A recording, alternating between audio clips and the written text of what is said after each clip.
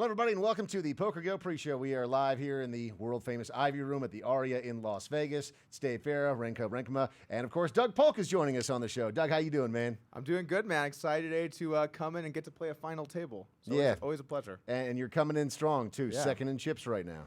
Yeah, so it was a bit of a swingy day yesterday. I kicked that right out of the gate, and I tripled up, like, pretty early on. I was like, okay, today's the day. I'm finally going to do something here at Poker Masters. And then I went promptly right back down to starting stack. So I was on the ropes. And then, man, you know what? The thing is, one-day structures, it's fast, a lot of really great players. You're going to have to make hands. You're going to have to actually, like, get kings, get aces, flop sets. I did a lot of flopping sets yesterday. It's a good strategy. Would recommend it to anyone else out there trying to improve your game. But anyway, finally got some good hands and stacked a bunch of short stacks. And yeah, we're coming in second in chips, 1.4 million, 6 million in play. So 25% chance-ish to take it down. I'm excited. Let's go over this final table real quick. Of course, Dan Smith's in the lead. You're in second place. Obviously, a great position to start in. Only 7 players remaining. $980,000 up top. What are your expectations going into the final table? And, what are your thoughts on the opponents? Well, obviously, when you look at high-stakes, high-roller buy-ins, you're going to play a lot of tough people. There's just no way around that. If you put a $50,000 buy-in out there, you're not going to get your local recreational player going to stop on down and deposit $50,000 and a rebuy for 4 days. So you're going to face a lot of world-class opposition.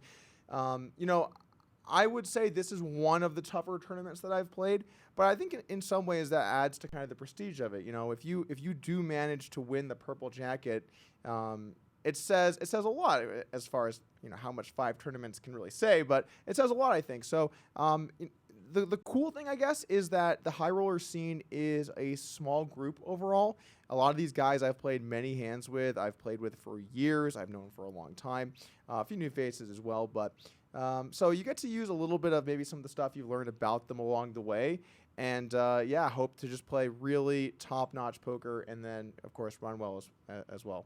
All right, so coming up at 12:30 Pacific today is when the stream goes live over on PokerGO. That's the exclusive place where you can watch it all go down. And if you haven't subscribed yet and got that subscription to PokerGO, it's fantastic. I mean, you get over 100 days of live poker every single year, and you get a discount on that annual pass if you use that code MASTER17. Poker Masters, obviously new this year. What attracted you to this concept of coming in and putting down a whole bunch of money and playing against, like you said, the best players in the world? Well, for starters, when people put high rollers in my hometown, I'll show up. You're coming. You put a high roller in Vegas, I'm in. I'm in there. So that was the first thing. Also, when you make it a series of events, then it's much more appealing because it's not like I travel somewhere. In fact, from my house, like 10 minutes off the strip or whatever, come here and play one event and then leave. You get to play every day and get all these opportunities to win.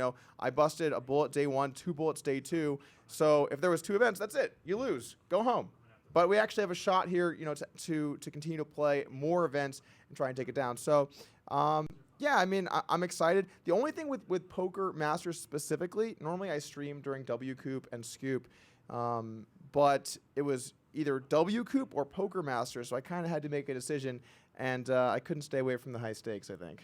So the concept, when it was first announced, what do you think of it? Because obviously for you it's a 10-minute drive, but this event needs a lot of players for it to be interesting to play, and also to bump up those prize pools and to make it exciting to put in a lot of hours over this 9-day stretch. So when you first heard about it, were you thinking like, oh, this is going to get 20 players, 30 players, 40 players? What were your thoughts? I actually thought it was going to be not a lot better than it has been, but I thought it was going to be a little bit better. When you have something that much marketing goes into, that much resource goes into, PokerGO getting behind it, I thought we were going to see maybe slightly bigger fields, but to be honest with you, it's about what I would have expected. A lot of pros. You're looking at high rollers. You're going to have a lot of pros there, and then a few business guys mixed in. So I'd say it was pretty par for the course, which is a good term considering it is the Masters. Well, let's talk about the idea of the purple jacket. How have people been reacting to the idea of winning that purple jacket and taking down the very first title of being the Poker Master? Well, the thing is, because the stakes are so high, every tournament is at least a $50,000 buy-in. I think people are more worried about just trying to make money. Don't get me wrong; it would be awesome to win the purple jacket, especially because. But there's so much cash. I have I have a little crossbook going with Dan Legrand, so it would be especially nice. Yeah. Nice, yeah. If either one of us wins the purple jacket, we owe the other one $50,000. So it would be a nice little cherry on top if I did take it down. But the thing is, while the jacket does mean something, it would be really cool to get to be the poker master or whatever we're calling it, the right? title and the jacket, Yeah. and then all the cash that goes along with it. Yeah, Right? you're gonna win something roughly like 1.5 million if you win the jacket. I'm a little more interested in that. Of course. But it's You also buy all the jackets you want. Yeah, all the 1.5 jackets million, I yeah. want. But it's going to be great decor as well for your videos going forward, and you might be able to wear it as well in a few of those. Put the jacket in the background, Right. have that as sort of an ongoing thing. And we've seen like bracelets and rings and strange trophies all through poker. This is kind of a cool novel concept. It is. I like that they're mixing it up, and even though obviously it is a direct copy of the Masters in golf, I kind of like that. I'm all right with slightly cheesy concepts that bring something new into the game, bring a different approach, a different kind of trophy. You know, I was thinking about it a little bit. I think the jacket would look really nice if you cut off the sleeves and get a little tank top going. I think Wow. Oh, that could be no. the future. Well, when you talk about, having some side bets with Daniel Negreanu, there's also something else that's running pretty hot for today. Joey Ingram and you decided to make a little side wager here, and this is where it gets really fun. This is truly amazing. So earlier today, I woke up. I saw this tweet from Joey. If this gets 500 retweets, I will shave my head if Doug Polk Poker wins Event 3 of Poker Masters. And I couldn't believe that he tweeted this because I'm second in chips. It's not like I'm a long shot here to take it down. And I told him, I believe I responded to this tweet, I will personally shave his head if I do win. So hoping that. And that you becomes actually reality. demanded that you were the one that personally gets to do the shaving. He doesn't get to do it on his own time.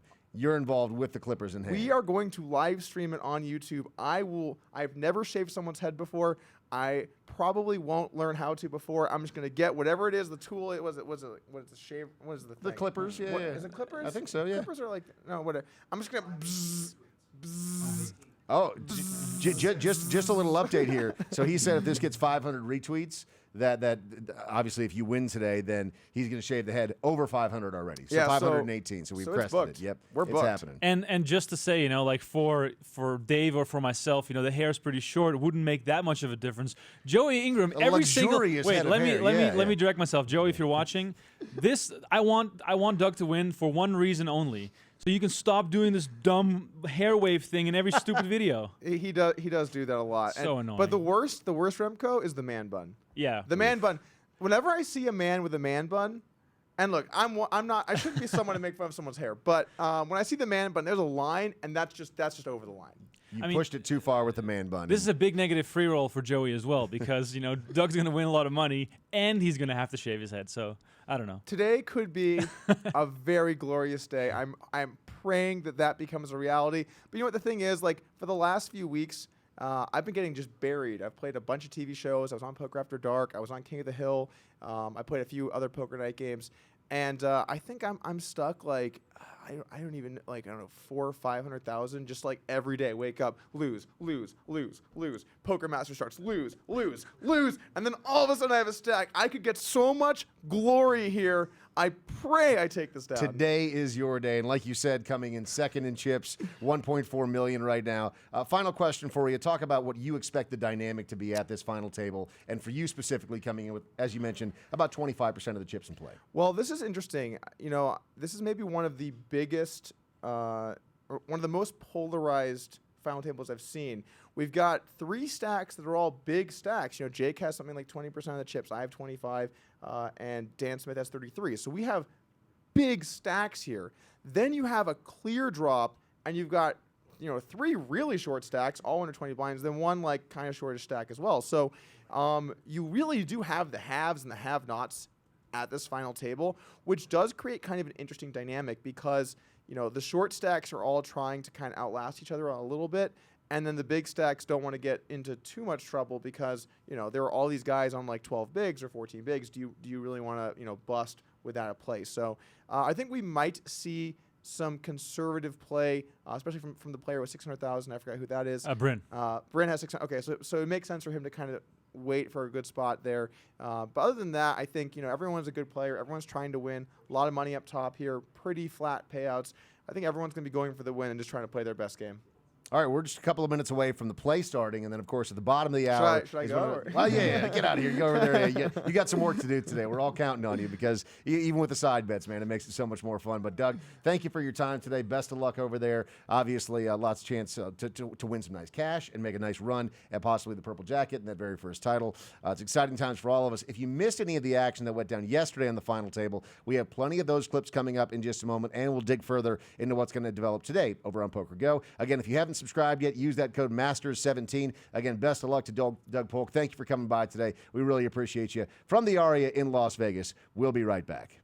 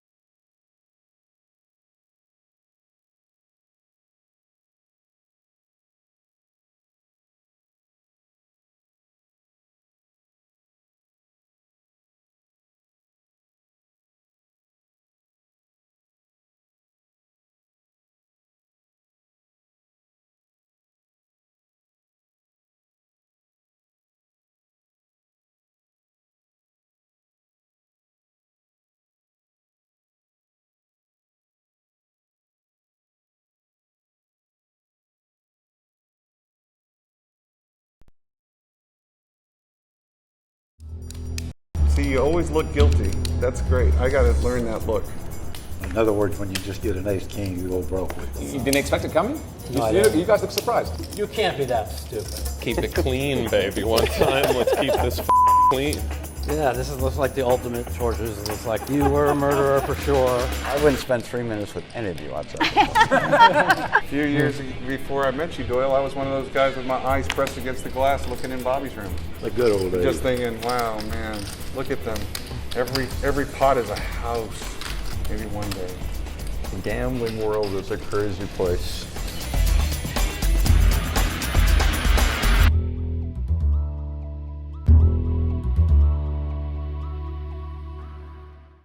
Welcome back. It is the PokerGo pre-show. We are live in the Ivy Room here at the Aria in Las Vegas. And Remco, for those that are just tuning in today, maybe, okay, it's the weekend. They get a little bit more time to relax. They're thinking, hey, I want to watch some poker. Let's explain to people what Poker Masters is right after we encourage you, of course, to subscribe to PokerGo using that promo code MASTER17 because you get a nice discount on your annual pass if you do that. But Poker Masters as a concept came from where, and why do you think this is so different from everything else that's out there for some of these high-stakes players? Yeah, before I get into all the Poker Masters fun, just a quick shout-out to all our people watching on YouTube, on Facebook, and on Twitch. If you have questions, please leave them in the comments. We have Stefan Sondheimer hopefully joining us. You know how those poker players are. He is the Purple Jacket leader. We're going to talk about him regardless, but he promised us to show up here in the Ivy Room to talk a bit about his lead in the Purple Jacket race. But thank you guys all for watching, first of all. So then, about the Poker Masters, this was announced a couple of months ago as the ultimate high-stakes battle for the top players in the world. Obviously, you know, anyone can compete, anyone can come and sit down,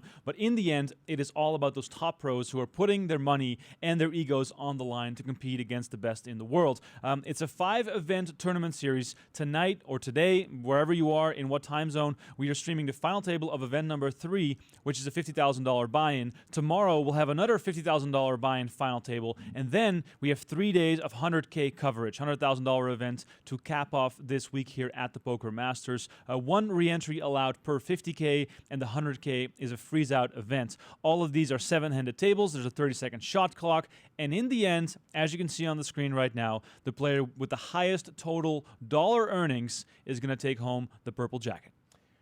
Steve, Taylor, and a couple of other people, Denise, all said Texas in the house watching today. Appreciate you guys down there. Now, Remco, as we've talked about, there have been a lot of crazy hands that have developed, and you know we're at 7-handed tables for the featured tables. That'll be going live here at the bottom of the hour, so coming up in a little bit less than 30 minutes is where you can watch this all streamed on PokerGo. But we've seen some really intense hands that have developed over the past couple of days, and they're the biggest names in the business that are fighting it out. And I like the fact that there's some good table talk. You know, one of the rules of Poker Masters is you don't wear your sunglasses, don't wear your headphones, and it encourages some good banter at the table. But specifically yesterday, the poker brat, Phil Helmuth, was sitting at the table, and even before they'd started playing cards, there was some needling going back and forth between Fedor Holtz and Phil Helmuth with the white magic and the black magic and everything else. Well, that continued yesterday, and Fedor, I don't know if I want to say that he got the best of him, but certainly he was going after him a bit. Oh, absolutely. I mean, Fedor loves nothing more than getting under Helmuth's skin, and we all know Helmuth. He's been around for 20, 30 years playing poker at the highest stakes, so he is his persona. That never changes, and he just does that every single time. And yesterday at the final table of the Poker Masters event, which you can now also rewatch in full on PokerGO, the video on demand is available, and this is definitely worth the watch. It was a very exciting final table. There was so much needling going on back and forth between Fedor and Helmuth, and then other players were chiming in. Tom Marchese pulled off a big bluff against Helmuth. That really set him off, and he even said in that moment against Marchese, he said he'd love to play against you guys, directing himself at the table, every single day. And Fedor Holtz clapped back immediately saying, so do we, Phil. We'd love to play against you every day as well. So yeah, it's been a riot with these guys. Let's take a look at some of the back and forth between Phil Helmuth and Fedor Holtz right now on the PokerGO pre-show. Sondheimer can take down that will not vault over Nick Schulman's 918.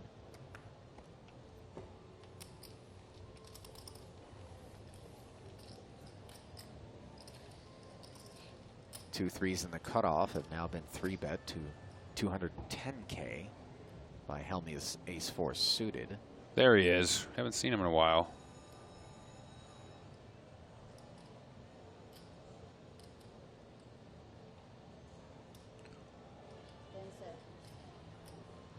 All in. And look at this, Sondheimer moving all in. Visible discomfort out of Phil. Sondheimer knows Phil hates to risk it all. You're the guy who I know is going to give me all the chips. What's happening? You're the only one I know is going to give me all the chips. You just always have this hand beat somehow. Want to choose one? No. I want to choose one. Five. Choose one. Jesus Christ. Well, we saw a 3-bet. Live reads. And we saw a 3. Well, I had it. It was a bad live read. Why? Oh my God, he You moved it folded. with a fucking 3. I knew you were going to give me all the chips. I knew 100%. I even talked about you on the phone with Mike. You're the one guy who's going to just 4-bet me for no reason. Fuck. There you had your chance. I know. That's my first chance, but don't worry, it's going to happen all day. I promise. Well, he's not trying to win. He just wants to look good on television. I'm here to win. You want to try to bluff and show a 3. I showed a 3. To be fair, 2 threes were beating ace-4. If you didn't win those flips, you're already out. Did it work? Yeah. Well, the amount of times I've been bluffed in the last 2 days, and yet I have a 13th, and I'm here in the final 5, is incredible. But the amount of times you guys just give me your chips for no reason is also stunning. Stunning. So I play this many hands knowing you're going to give me the chips. It's beautiful, really. Weird. Watch and see what happens. Haven't you just won like 3 or 4 all-ins on the way? I think 3 all-ins. I King, saw you King won 3, right? Didn't you have 2 8s against 2 jacks for your stack? No, not my stack. Oh, for most of your stack. Also not true. I read all But the how? all-ins. Didn't you on the 1-drop get your money in bad like 17 times? King 8 offsuit against jacks. That was King fine. 6 suited. That was suited. It was King 17 4 times in a suited. row. That's okay. You just got it in bad like every time and then won, and then everybody's talking about how good you are at poker. That's the new age poker, you know? Like, get it in bad and win. Yeah. We're going to see how that works out for you in the next 10 years. Let's see. Let's see. Today's I know he's gonna word give me the money. I thought you'd be is smart enough ego. to stay away, but you're not either. Too much ego.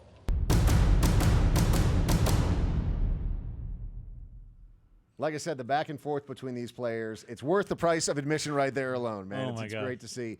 If you have not subscribed to PokerGo yet, very simple to do. Just go to PokerGo.com or just click the link that's right below us here in the player. It's going to take you directly to PokerGo, and then you can subscribe, and you can watch on all your devices, your computer or on your phone or on your TV if you have an Apple TV hooked up or a Fire Stick, any of that. Very simple to watch PokerGo, and thank you to everyone that's streaming along with us today. The stream is going live over on PokerGo in about a little over 20 minutes from now. Alice had a very nice comment here on Facebook. She said, I love PokerGo. If you like poker, this will be the best money that you will have ever spent. And I agree. If you're a poker fan, you're going to see things that you would never get to see otherwise if you subscribe to PokerGo. So some very cool stuff. And speaking of cool things happening live on air here on the PokerGo pre-show, we have something developing right now. We have a special guest that's joining us. And yes, it's mid-segment, but we welcome you, my friend, because we have the leader in Poker Masters that is with us right now. How are you, my friend? Great to see you. Great. Finally, I caught some sleep. How are you feeling? Because we actually mentioned this to some of the other players, and this was yesterday, so the grind has been continuing. But how are you feeling with the way that this has just been developing for you, with there being so many days and so many hours of back-to-back play? I mean, it's a tougher grind than the one I'm used to. So it's definitely, yeah, it's interesting. Like just one example, when I backed up after the final table in the bubble of event number 2, I just told my friends, like, can you bag it up for me, take my ID and do all that stuff? I just have to go to bed. How much sleep did you get last night? Last night? Yeah. Okay, like 6 hours. 6 hours, all right. That's So you fair. feeling good? Yeah. Good. But it is really cool that, you know, you get this high stakes action day after day after day, and obviously you can't expect to make every final table, so there is room for some sleep. But you went deep in every single one so far, back-to-back final tables, and then yesterday you bubbled, finishing right out of the money. We were right in the middle of going through some highlights from the final table. So Dave, perhaps we should just loop in Stefan on the action and get through some of these clips and get his thoughts on some of these hands that played out. And I think the next clip that we're about to watch was this is two of the big stacks mixing Yeah. up. This is actually a really important hand that developed yesterday on this final table. So Robert, if you want to go ahead and roll that clip there, clip D. This is like I said, one of the biggest hands that we saw develop yesterday on the final table. The mind counts. 50K buy-in event with the blinds at 20 and 40,000 right now. And an ante of What is it? 40K. And this could be trouble. Krishner I have makes no it 85 to complaints. go. It was my fault. You just try to give me the tournament. I'm used to people trying to give me the tournament. That's my mistake. And we see the Bumblebees in action for the first time. 100K chips and a 3-bet from Fedor to 235,000. Just not used to it, Marchese. I saw you try to give other people the tournament. That was my mistake. Just to raise a little 200 ball on the turn would have been Sometimes fine. you have to bluff, Phil. What can you do? Well, when you defend so wide in the big blind, you're forced to bluff a lot, and that's what I forgot. Phil looks like he's eating his feelings right now. I think that's an added reason for Marchese to make that bluff. Because if it's successful, not only do you win the I'm pot, really disappointed. I should've but you send your opponent to the moon. Or at least the snack bar. Krishner moves all in. Fedor makes the call. Flip for And the they're tournament. racing. Not quite for the tournament. But It's the 3 of us climbing the ladder. I don't care about it. I don't care about that. On the side bet, I pick Fedor's side, even when he has just 47%. I picked Fedor's side too. Flop, ace high. Big fun. Instantly jumping into the lead and leaving Krishner in rough shape in an almost 3 million chip pot, David. Whoever wins this one is going to be very well situated. No straight runner on the turn. And no jack on the river. All she wrote for Christian Krishner. Yeah. He was second in chips. Fedor was first. For the people that are sitting at home and they're watching a hand like that develop, take us into your perspective sitting at the final table when you see an enormous hand like that and you know that Fedor Holtz in that case is going to all of a sudden have a monster chip stack. What's going through your head as somebody that's not involved in the hand but is obviously going to have to deal with the ramifications of it? I mean, first of all, you like the situation of other people getting all in because it means it's super likely that you will climb one spot, which is, I guess in that case, 25K more for you, which is always great. That's why I did that thing. Like that was climbing the ladder. Climbing the ladder. I mean, obviously, it's two friends playing against each other. They're a big pot. Was a standard cooler.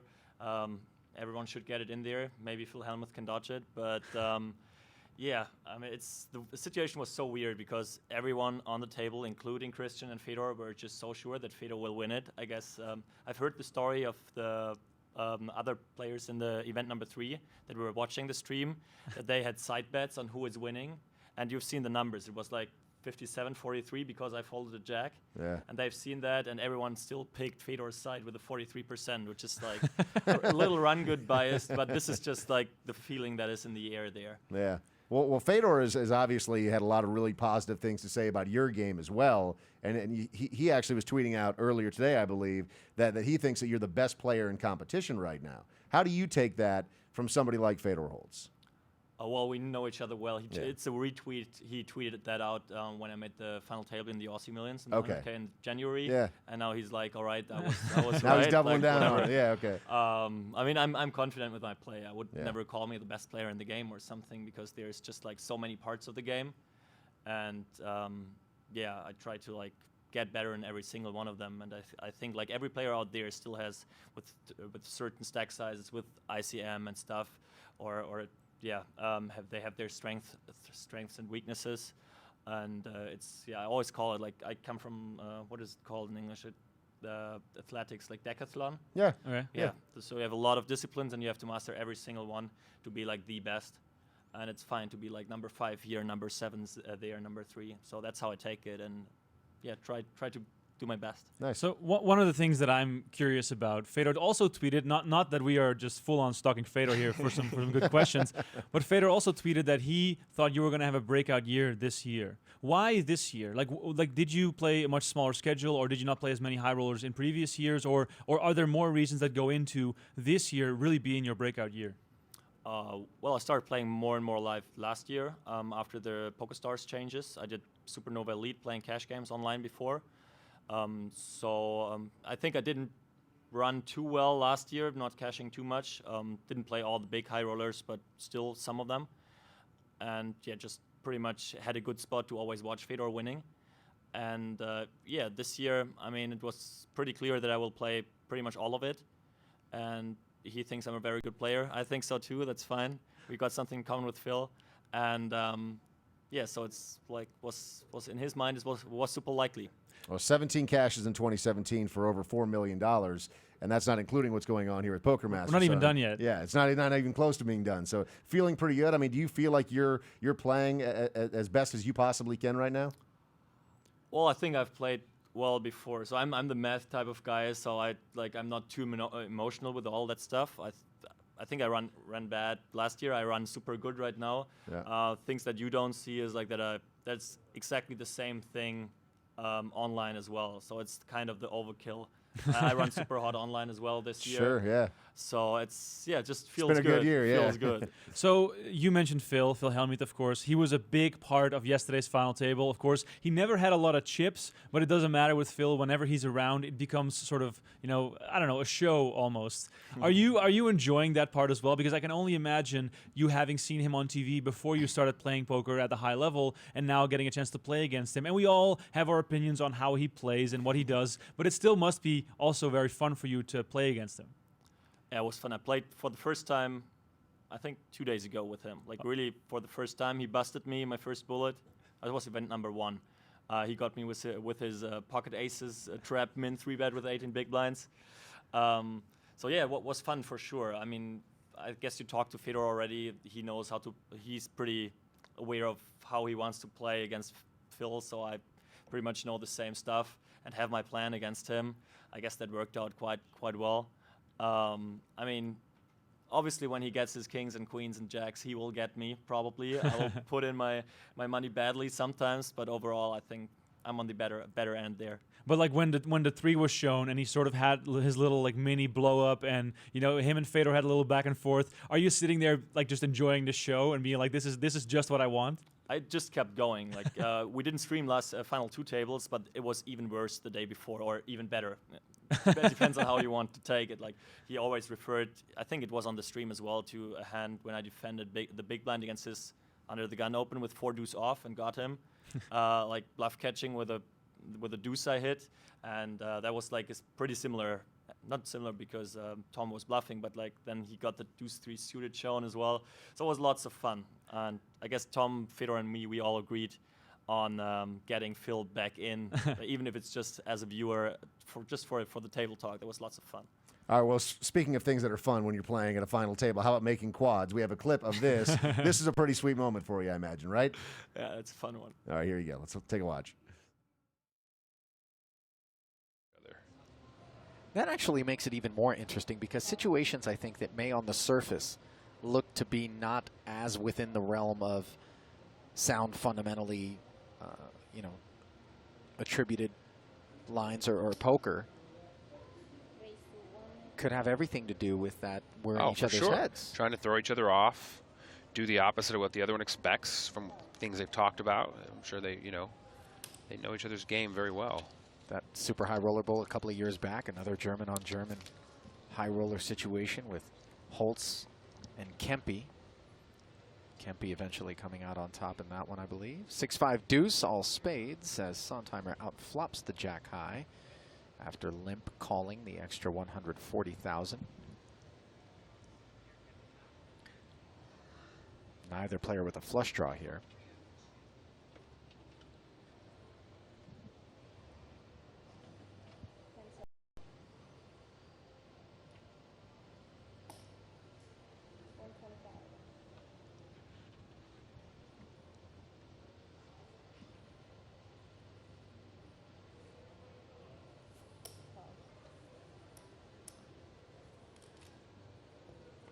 Stefan check calls 25 and turns trip 6s.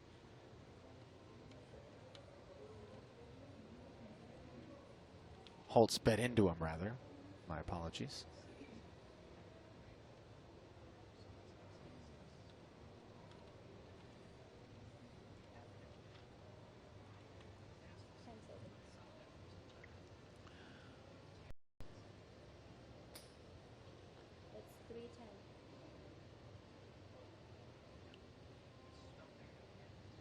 This is just purely Fedor trying to just muscle him out of this pot. Not going to work, though. No, we see it's not going to work, but it's not like he's really trying to represent anything other than just strength. Like, just firing in case Goose was looking him up, or floating, or calling with substantially inferior hands. It would get him off of them, but it's not going to happen. Goose just calls the 310 and hits quads on the end. It's always a good feeling, just in case your opponent had a little flush or a full house. Well, what about the 3-4 spades? Now you've only got one thing to worry about, and it's not that big of a worry because you're going to get it in no matter what. Confirmed. It would be fantastic here to count down and check, and Fedor to just move in on him. Oh, it happened. My goodness. It happened. Goose, give him a little slow roll. Give your buddy a slow roll. Looks like he's doing it. This is fantastic. You know they're friends here. He's going to look back. You know the rule?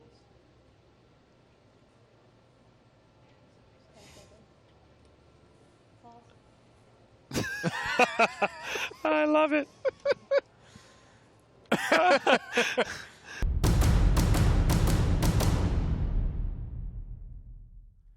So take us through that one. You flop top pair, feeling pretty good about that heads up, and then all of a sudden the turn comes a 6, and the river comes another 6, and it seemed like you and Fedor were kind of having a back and forth moment there where you were having fun, but you were definitely having more fun than Fedor was, because that was a really big important hand in how things ended up playing out. yeah, those was the double up to almost getting even. Yeah. I mean, I can talk you through the hand.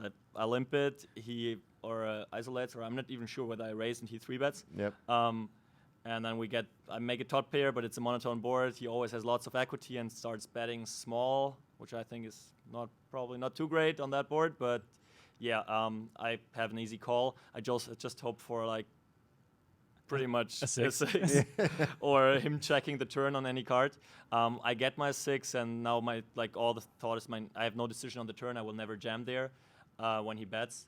It's just 2 things to think about: what to do if he checks, how much to bet, and already thinking about the river. What do I do if there is a 4th spade out there? Like thinking about bluff catching already or not. He bets big, I call, and the river is another story. Oh. I had the feeling that I might be good. Maybe. But it's a good spot for him, like to pull the trigger. He didn't have a spade in his hand, so I might have all the 1-card spade hands in my hand that are snap folds pretty much. All my flushes got kind of bluff catchers as well that I was calling all the way.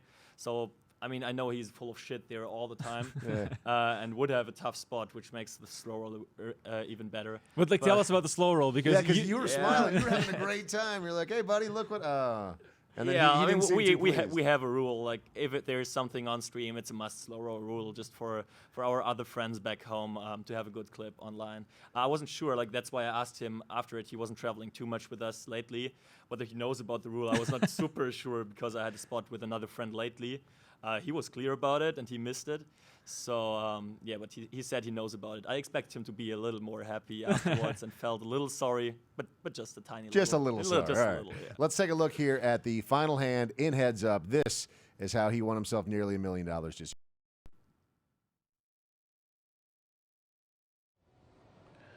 Fedor raises with King Jack. Ace Jack for the goose.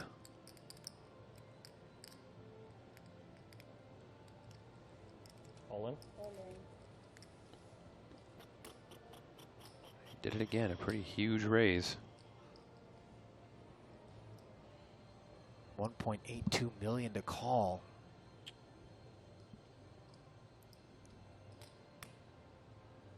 Even with the blinds where they are, David, this is not possible, is it? You know, these guys are on a whole nother level. Like, yeah, on the surface, on level 1, it seems like, okay, it's not possible. See, he makes the call. But then when he knows that, it's like, well, then maybe he just thinks it's not possible and I can't call without that many hands. He's going to do it with some goofy hand. Turns out he wasn't. But these guys are on level 2, level 3, and it gets it gets cloudy.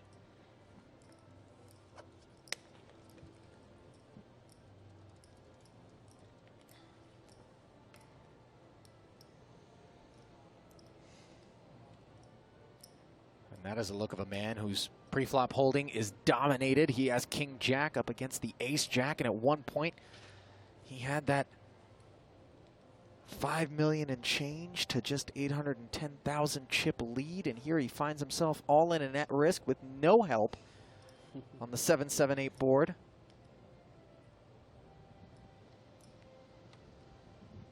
Just 3 paltry kings dangling atop your screen. The outs for Fedor Holtz. 4 clubs on the turn, and he's got one pull of the slot machine to double up. And that's not it. We have a champion. Stefan Schillhabel wins event number 2 of 5 here at Poker Masters.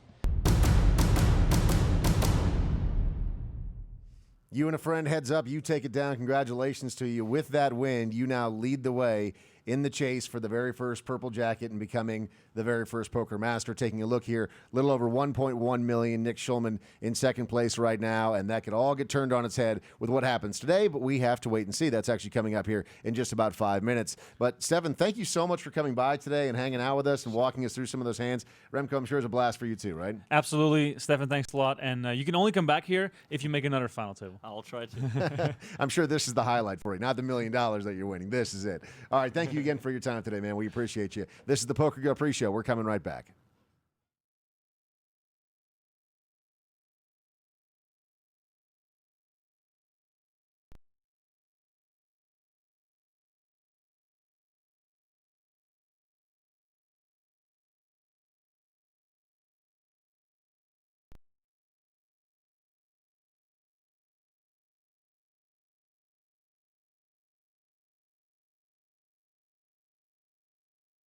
I flop completely dead. He flops live. This is like bullshit here. I mean, like, you just wasted 2 minutes of my life I'm never getting back. I said to myself, cash game player, no player. If I check here, you're going to check river, then I lose value, right? Now I know what I put everybody through my whole life. I apologize to everybody that I've offended in the last 20 years.